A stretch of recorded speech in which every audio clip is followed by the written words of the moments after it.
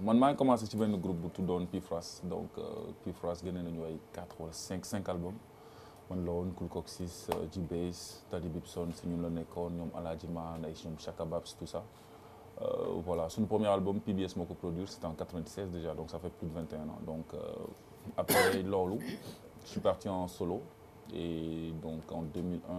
2007 pardon c'est la génne sama premier album solo. Et puis depuis lors, j'ai participé à plein de projets de gauche à droite, notamment avec Aura, avec Nyom Didi Awadi, Nyom Bigdi, avec des artistes africains. Nyom Keiti Tamit, il était dedans. Ensuite, 2013, 2012, fin 2012-2013, c'est là que j'ai lancé le projet Bitoudou Journal Rappé. Donc, grosso modo, depuis 2013, je suis ici Journal Rappé. C'est début, quand tu as commencé à faire carrière, tu as fait une jang. Je suis de la Fosse, je suis première. Bon, après les choses se sont mal terminées finalement parce que voilà, mon mot a arrêté Djang. S'il a commencé rap, mais je ne pensais pas que je faisais une carrière. Je pensais que je faisais 1 an, 2 ans et puis peut-être me bailler quoi. Depuis donc période Bobu 2013, 92, 93 en fait. Depuis période Bobu presque. Je veux dire son premier album, 96 le gagne. Mais en 95 réellement, je pense que s'il a commencé réellement, def comme métier. Ndax lan nga xalaatoon ni 2 ans nga koy def arrêté da nga amoon yeneen ambition. waaw dama bëggoon jàng man j'avais envie de jàng pour man musique bi dama ko doon def nii passe-temps mais sama famille fi mu jógee c'est pas une famille boo xamante ne amul géwél donc c'est une famille xam nga bu si tarixa kuntiyu laa bokk donc maanaam dafa xaw a doy waar parce que famille bi duñu nangu ku dul géwél di way wala maanaam di taggaate parce que ñoom way géwél tagg ñoom noonu lañ ko jàppee donc bi ma xam nga xaw naa si jàppante tuuti ak waa famille bi ne leen bon man nekkuma di non d'accord ñoom mooy leen bon nekkuma di tagg qui que ce soit ñun dañuy def loo xamante ne dañ si jéem a yee nit ñi et malgré ça xam naa xaw na yàgg tuuti xaw na jël temps parce que fii la gisuñu njëriñu li ngay def day xaw a compliqué pour nga convaincre leen donc il a fallu que ma continuer di def li may def bon lu ma mën ci am lu mu tuuti xaw ko bokk ak waa famille bi et puis bon topp yoonu sama papa moom mi ngi Gabon mais sama yaay moom mi ngi fi te moom mi ngi dëkk ba donc man maa nekkoon Dakar donc bi ñu gisee ne nag maa ngi si góorgóorlu mi ngi Ndiassane voilà Ndiassane la dëkk léegi après naka la ñëwee ñu dem ba accepter li ngay def waaw parce que mooy li ma doon wax rek dama si wane peut-être jom wane fi fulla et puis jéem a tamit parce que li ñuy ragaloon ne loolu la musique bi doon ma defloo finalement jéem naa leen wan que ni effectivement bon damay def musique mais du ma topp maanaam yoon bu bon bi donc tamit fallait que tamit chaque fois ma leen di wan loolu ba pare di góorgóorlu di ñafe et voilà di si jéem di leen si jéem a jàppale donc je pense que loolu moo ma si jàppale quoi moom sauvé. nee nga sànq ni que yaa ngi arrêté say études premières mais da nga bëgg jàng lan moo waral kon nga arrêté foofu. waaye problème familial en fait doon sama coobare mais voilà noonu la ko yàlla. est-ce que du rap bee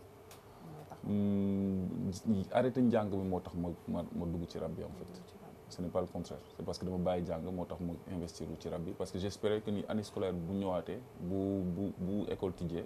naroon naa commencé waat cours yi mais malheureusement ça n'a pas été le cas. bëgguñu woon nga jàng. bëggoon naa jàng donc. sa famille bëgguñu woon nga jàng. si bëggoon nañ ma jàng en fait dama waroon voyager. ma voyagé si diggante bi nag école tijji sama ginnaaw bi ma ñibbisee Sénégal il se trouvait que école tijji woon na donc mënatuma woon dabe si laa commencé rap ba finalement bi ma commencé waat delluwaat école nekkatuma woon ci esprit wu jàng voilà loolu la woon en fait. d'accord bu ñëwee si actualité gis nañ la récemment yow ak yeneen artistes ngeen taxaw di jàppale Ami Collé par rapport li ko dal liñ ko nëbb jant beeg yooyu. comment ça s'est passé naka la demee loolu. en fait waa AIM ñoom ma woo donc ils m'ont demandé Zeynoul dama est-ce que dinaa mën a bokk ci conférence de presse bi ñuy def bi nga xamante ne artistes sénégalais ñoom ñoo booloo pour ñaan njekk ñaan ñu baal Ami Collé Dieng pour li mu def bi ma la laajee loolu je me suis dit effectivement comme man artiste la ëllëg ak si biir mun na maa dal kon c'est tout à fait normal et légitime ma dem taxaw ak samay mbokk artiste pour ñu ñaanal Ami Collé. concept JT Rappé naka la ñëwee. JT Rappé justement dama yàgg ci musique ci rajo ci milieu information et j'ai toujours trouvé très fascinant information j'ai toujours trouvé très fascinant justement de pouvoir allier l'utile à l'agréable et je me suis dit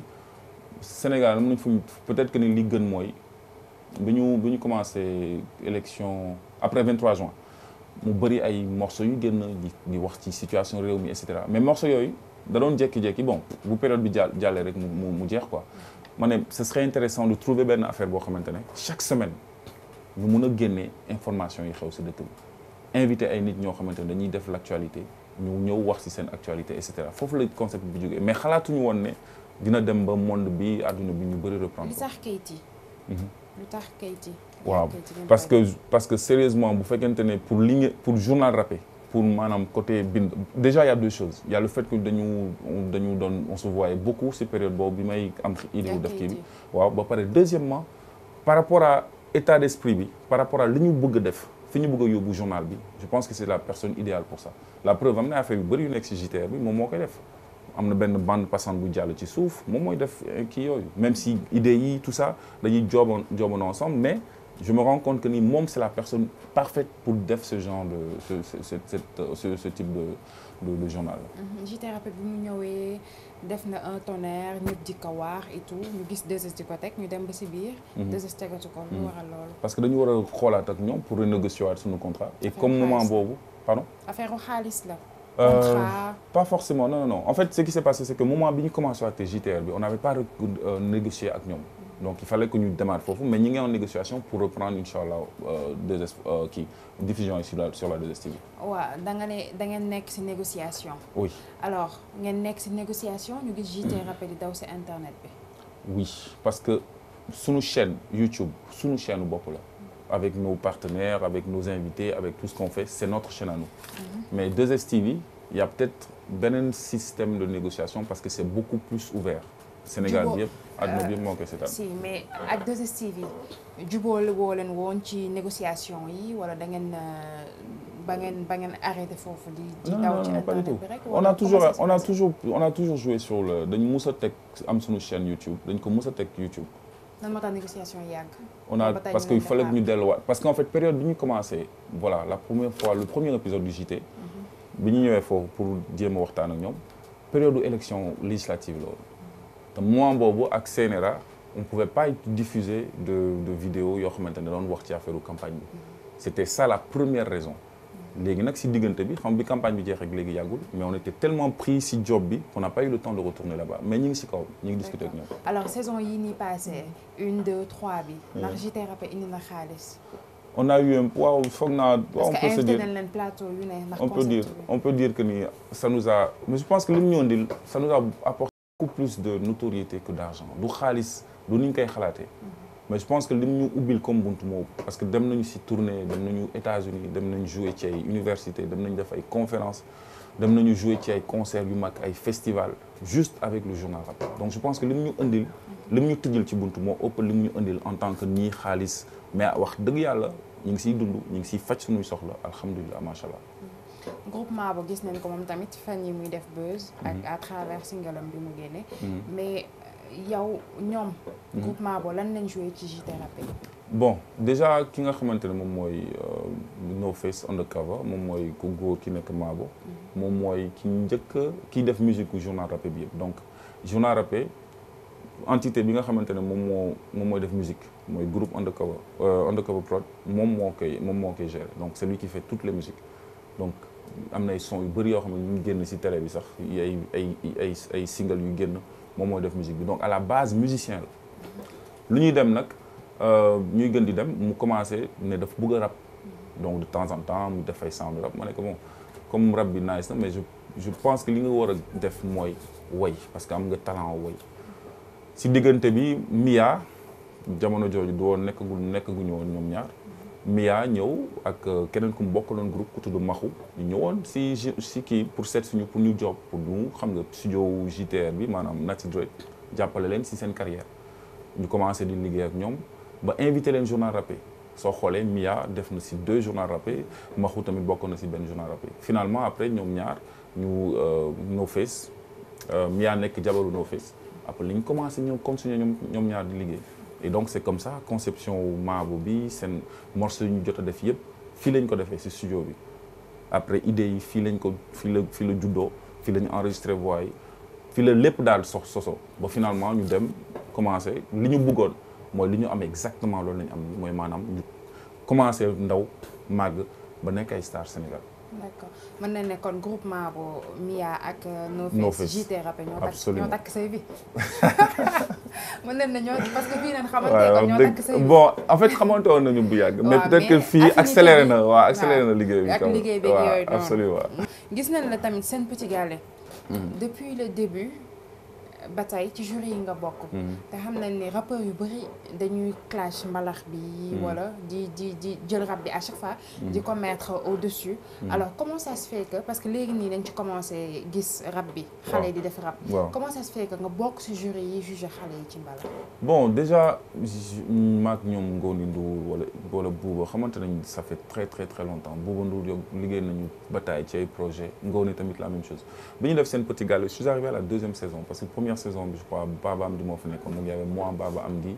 y avait Baba Amdi y avait Peter Cole et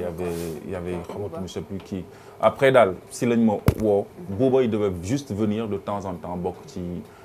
ci compléter jury bi ba finalement c'est devenu voilà un membre à part entière du jury donc du coup man je trouvais que c'était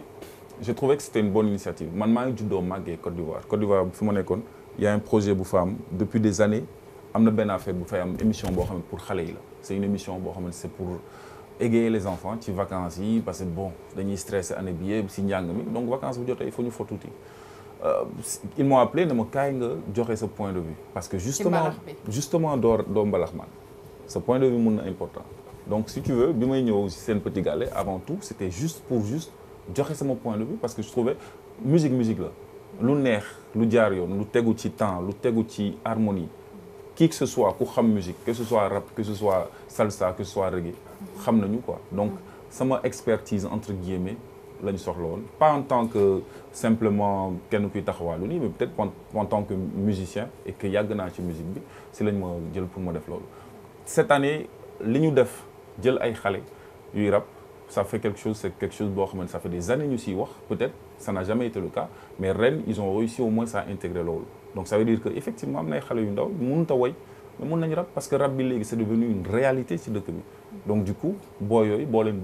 dégloo démb am na ñoo xamante ne bof soo leen bindalee texte tey jii nii bul suba ñu génnee single parce que am nañu talent bi xam nañu nu ñuy tegoo et boo xoolee li rap bi di prôné en tout cas message ak bindal bi rap bi di prôné je pense que c'est quelque chose de très positif même effectivement même pour l'émission bi. côté rap bi nga ne moo yokkoon taxaw ñu sollicité la pour wala pour nga ñëw